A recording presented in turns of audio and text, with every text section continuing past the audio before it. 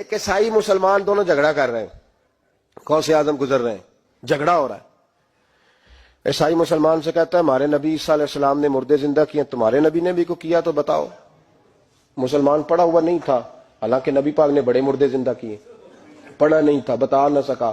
غوث اعظم کے کان میں آواز گئی تو جا کے عیسائی کا بازو پکڑ کے جھنجھوڑا. فرمانے لگے کیا کہا تم نے؟ میرے مصطفیٰ نے مردہ زندہ کیا تو بتاؤں. فرمایا تو نبی پاک کی چھوڑ، میں غلاموں کا غلام ہوں، میں غلاموں کا غلام ہوں، مجھے بتا کون سا مردہ زندہ کرنا ہے. تو چھوڑ حضور کی بات نہ کر، میں غلاموں کا غلام ہوں، مجھے بتا کون سا مردہ زندہ کرنا ہے.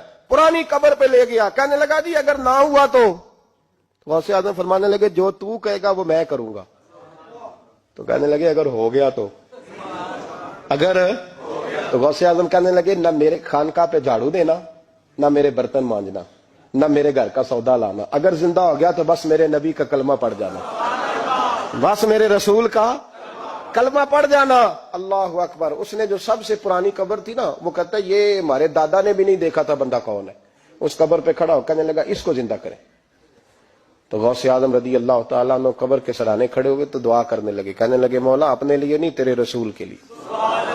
پھر فرمایا قم باذن اللہ، اٹھ اللہ کے حکم کے ساتھ. ایک عورت کلمہ پڑھتی ہوئی کھڑی ہو گئی، کھڑی ہو گئی، اور کھڑی ہو کے اس نے پہلا جملہ کہا تو کمال کر دی. کہنے لگی میرے نصیب دیکھو، میں بنی اسرائیل کی تھی، عبد القادر تیرے صدقے جاؤں، تو نے مجھے کھڑا کیا ہے تو اللہ نے مجھے مصطفیٰ کا کلمہ پڑھنے کی توفیق دے دی، تیرے قربان جاؤں عبد القادر، تیری کیا بات ہے.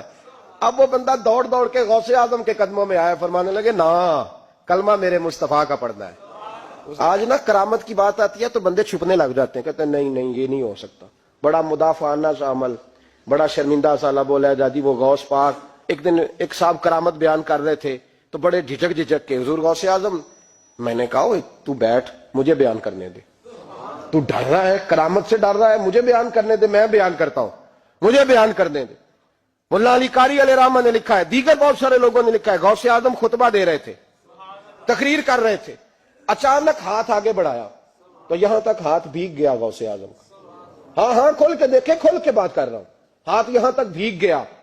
مرید کہتے ہم نے پوچھا حضور پانی بھی کوئی نہیں، ہاتھ بھیگ گیا. میں چپ کر کے سبق پڑھو، شاگردوں کو پڑھا رہے، چپ کر کے سبق پڑھو. تھوڑی دیر گزری، چند گھنٹے تو ایک قافلہ آ گیا، سارے لوگ پانی میں بھیگے ہوئے ہیں. حضور غوث اعظم کے سامنے کھڑے ہوئے، کہا حضور آپ نے بڑی کرم نوازی فرمائی، بڑی کرم نوازی. وہ شاگرد کہنے لگے ہوا کیا؟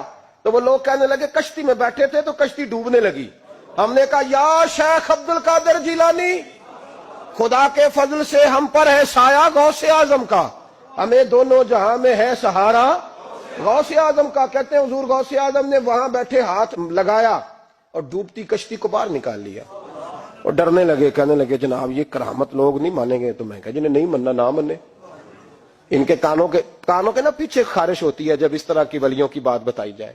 وہ تو حضور غوث اعظم کی بات نہیں مان رہا، پڑھنا سورہ نمل پڑھ.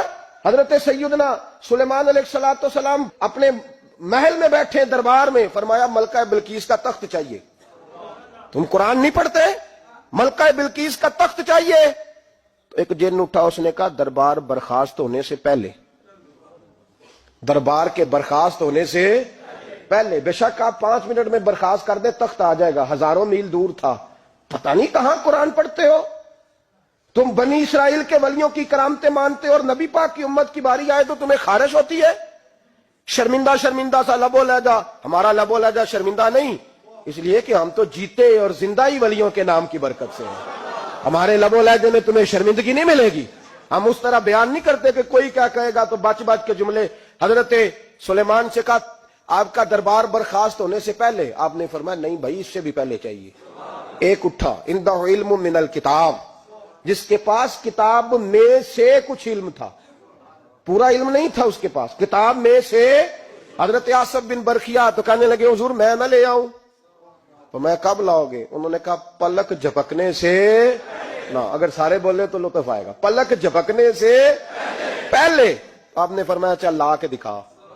پھر آیا کہ نہیں؟ بولے آیا نا. حضرت آصف بن برخیا وہاں سے گئے کہ وہیں رہے؟ آیا نا تخت. 80 فٹ اونچا، 80 فٹ چوڑا، 80 فٹ لمبا، اتنا بھاری کہ شاید 50 لوگ نہ اٹھا سکیں.